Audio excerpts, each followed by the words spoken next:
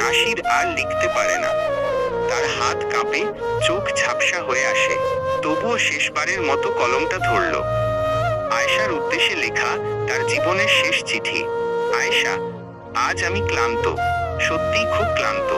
জীবনের প্রতিটি দিন শুধু তোমাকে ভেবেছি।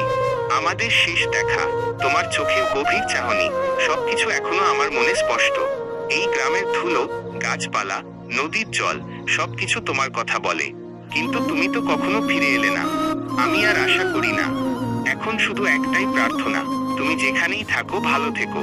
আমার ভালোবাসা হয়তো তোমাকে ছুঁতে পারেনি, কিন্তু আমার কষ্টটা নিশ্চয়ই পৌঁছেছে।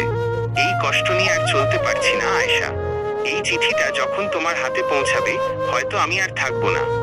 জানি, তোমার জীবনে হয়তো নতুন আলো এসেছে। তুমি এগিয়ে গেছো। কিন্তু আমার পৃথিবীটা তোমার চলে যাওয়ার দিনেই থেমে গিয়েছিল। আমি ক্ষমা চাই যদি আমার ভালোবাসা তোমার কাছে বোঝার মতো হয়ে থাকে। কিন্তু জানবে, আমি শুধু তোমাকে ভালোবেসেছিলাম নিঃস্বার্থভাবে। ভালো থেকো। ইতি, তোমার নাসির। চিঠিটা শেষ করে নাসির চোখ বন্ধ করল। তার ঠোঁটের কোণে এক ম্লান হাসি। দীর্ঘ অপেক্ষার অবসান আজ।